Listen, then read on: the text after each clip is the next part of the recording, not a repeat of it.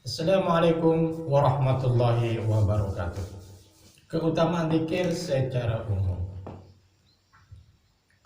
Sebuah hadis menyebutkan bahwa orang mukmin itu menganggap bahwa dosa-dosa mereka seperti sebuah gunung yang akan runtuh menimpanya. Sedangkan ia duduk di bawah gunung tersebut. Sebaliknya, para pendosa menganggap bahwa dosa-dosa mereka seperti seekor lalat yang hinggap di tubuhnya, yang dengan mudah bisa diusir. Ia meremehkan dosa-dosanya. Oleh sebab itu, kita hendaknya selalu mengharap rahmat Allah Subhanahu wa taala dan takut kepadanya karena dosa-dosa kita. Seorang sahabat Sayyidina Mu'adz radhiyallahu anhu telah syahid disebabkan penyakit daun. Menjelang wafatnya ia pingsan berkali-kali. Ketika sadar ia berkata, "Ya Allah, Engkau mengetahui aku sangat mencintaimu. Demi kemuliaan-Mu, Engkau pasti mengetahui hal ini." Ketika maut sudah mendekat, ia berkata, "Selamat datang wahai maut, engkaulah tamu yang penuh berkah. Kamu datang dalam keadaan betul-betul saya harapkan." Lalu ia berkata, "Ya Allah, Engkau mengetahui setiap saat aku selalu takut kepadamu. Dan kini aku mengharap rahmat-Mu. Ya Allah, aku mencintai hidup, namun bukan untuk menggali sungai dan berkebun, melainkan untuk menahan haus karena puasa dan musim panas, dan untuk bersusah payah demi agama, dan agar dapat duduk bersama para ulama dalam majelis zikir." Dari kitab Tahdhibul Lugah.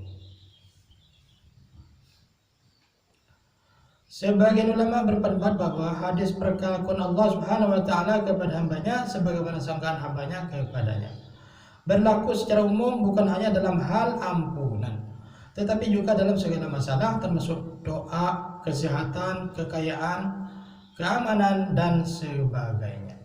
Misalnya termasuk doa, kesehatan, kekayaan, keamanan, dan sebagainya. Misalnya seorang hamba berdoa dengan yakin bahwa doanya akan dikabulkan oleh Allah Subhanahu wa taala, maka dengan keyakinannya Allah Subhanahu wa taala akan mengabulkan doanya. Sebaliknya, jika seseorang menyangka bahwa doanya tidak akan diterima, maka Allah Subhanahu wa taala tidak akan mengabulkan doanya. Oleh sebab itu disebutkan dalam sebuah hadis bahwa doa seorang itu akan diterima selama ia tidak berkata, "Doaku tidak dikabulkan oleh Allah Subhanahu wa taala." Hal ini juga berlaku dalam masalah kesehatan, kekayaan, dan lain-lain. Hadis lain menyatakan, barang siapa yang kelaparan lalu yang meminta-minta kepada manusia, maka ia tidak akan mendapatkan kelapangan. Seandainya ia mengadukan segala hajatnya kepada Allah Subhanahu wa taala, niscaya Allah Subhanahu wa taala akan menjauhkan segala kesulitannya. Satu hal yang perlu diketahui bahwa baik sangka terhadap Allah Subhanahu wa taala adalah satu hal, dan berani berbuat maksiat kepada Allah Subhanahu wa taala adalah hal lain. Maksudnya, jangan sampai menyangka baik kepada Allah Subhanahu wa taala itu menjadikan kita berani bermaksiat kepadanya. Allah Subhanahu wa taala mengingatkan dengan firman-Nya, "A'udzubillahi minasyaitonirrajim. Bismillahirrahmanirrahim. Wa la yughrannakum billahil ghurur." Dan jangan si penipu, setan menipu kamu dengan dalih kemurahan Allah. Quran surat Luqman 33.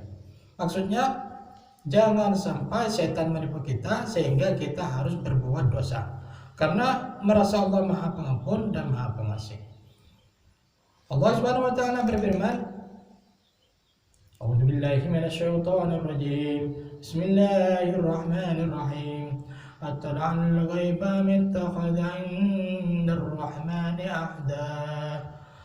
Kalla, apakah ia melihat yang gaib atau ia telah mendapatkan janji dari sisi Tuhan yang Maha Pemurah bahwa dia akan mendapatkan kemuliaan di akhirat? Sekali-kali tidak." Quran surat Maryam 78-79. Demikian pembacaan taklim. Marilah kita selalu membaca taklim, baik di rumah-rumah kita maupun di masjid-masjid.